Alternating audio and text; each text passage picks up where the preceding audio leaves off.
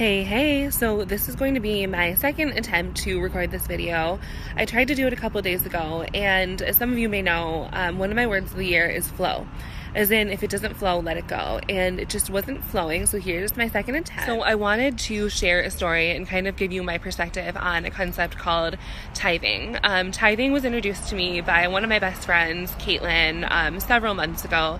And even though I don't know a lot about it, I know that tithe means tenth. What tithing essentially means is that before you think of yourself, before you pay any bills, before you put anything towards savings, before you do anything fun, that you give a tenth of your income to somebody in need, to a good cause, put it into the universe. And I do have to say that tithing is new to me, so I am definitely not there yet. I'm definitely not at the point of giving 10%.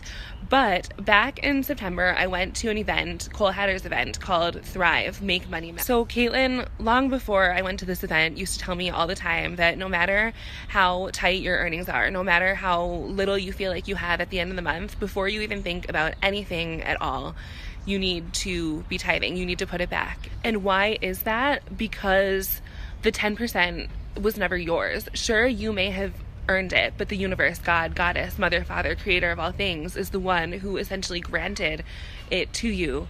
So you need to be giving it to somebody who needs it, because it's not supposed to be going to you, it's supposed to be going through you. And it will get put into the right hands, into the right place, because it came through you. And then it goes to intention. So Caitlin made sure to tell me that if you do this, just trust me. I know from experience that it's going to come back. Don't worry about your finances. Don't worry about whether or not you're going to have enough, because it's going to come back to you. I can guarantee. She said, when you decide to tithe, when you're ready, make sure that you're doing it with a pure heart. Don't do it with the intentions of getting anything back, or even with the thought or mentality or hope that you're going to get anything back. You need to do this with a pure heart. So going back to Cole Hatter's event, it's called Thrive, Make Money Matter. And I didn't know what that meant, but I learned at the event that to make money matter means to use your money to make a difference in the life of somebody else. Well, there are some stigmas around making a lot of money and materialism. The more money you make, the more people you can help. And we had the option while we were at Thrive to put our thumbprint on a piece of paper with everyone else. It was an event for entrepreneurs, and we had the choice, all 1,000 of us who attended the event, to put our thumbprint on a piece of paper that said inspiration, I believe, and purpose. And that was a promise to Cole that after this event, that for the rest of our lives, we promised to make our money matter. And I'm proud to say I put my thumbprint on that piece of paper, and that ever since then I have been tithing. Now I understand that making a lot of money, or wanting to make a lot of money, is not a shallow thing. Depending on how you use it, it can be an absolutely beautiful thing, because the more money you have, you can build villages, you can build schools, you can feed people for years. Sure, it's a beautiful thing to be giving, $5 here and there, $50 here and there, $100 here and there, and if that's all you can give, that's more than enough.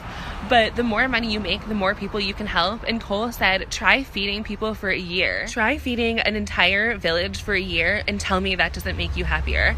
Anyone who thinks that money doesn't buy happiness has not used it in the right ways, has not used it to help someone.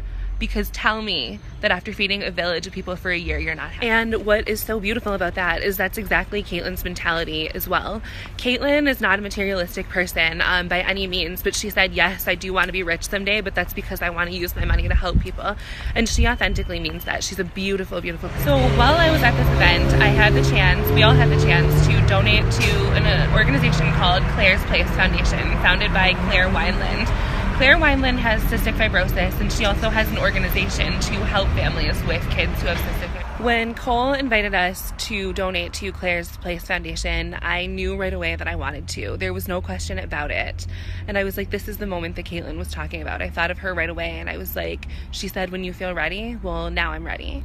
I do have to admit, though, that I did have my hesitations, because even though I was earning a decent amount of money at that time, it was still a stretch to go to Thrive, to pay for the ticket, to get myself to Vegas for meals that entire week.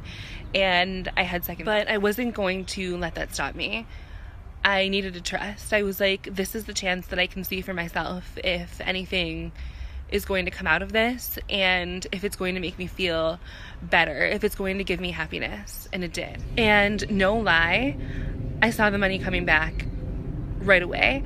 The hotel didn't even withdraw the money that we had paid them to stay there until about a week later. I got it in the form of gift cards. I got it in the form of cash. I got it in the form of free things given to me. And since then, I've had no problem trusting. And every time I've gotten paid, I have been willing to give to someone because of the return on investment that I get, not money-wise, but the feeling that I get knowing that I'm giving to someone helping. However, I do still have my reservations about it.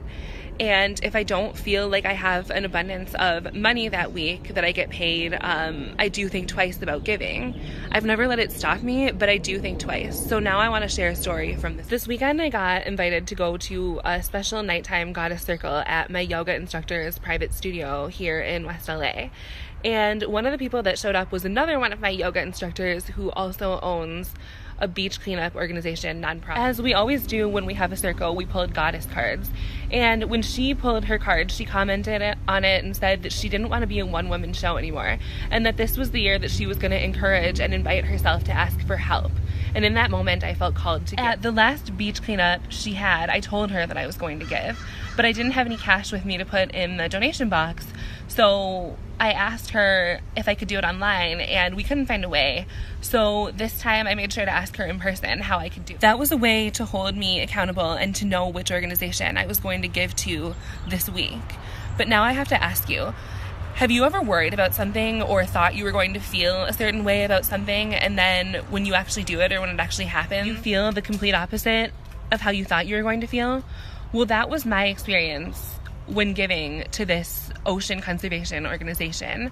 I thought about it all weekend. I didn't want to look at my bank account because I didn't feel an abundance of money this was on Friday night, and I was worried about whether or not I was going to have second thoughts. I was worried about where money was going to come from after, but I told myself I'm going to do it by Sunday, and that's going to be my Sunday blessing on Sunday morning. So as soon as I committed to it and I hit that button, it felt like a weight was lifted off of my shoulders, the complete opposite of what I thought I was going to feel. It was like a relief, and I was so, so happy to have given and to have helped somebody, even though it may not have been the polar opposite of how I thought I was going to feel. So now I can speak from experience, and I can tell you, don't worry, it will come back to you, but even more important, the feeling that you're going to get after, the reward that you're going to get after from helping. That being said, I invite you to give. Give to anyone who you feel like may need it.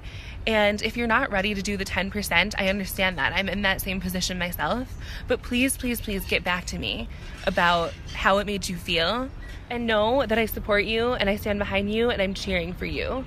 So get back to me about how that goes if you want to. And I also encourage you to follow Cole Hatter on Instagram. He is an incredible human being, and Thrive, I recommend.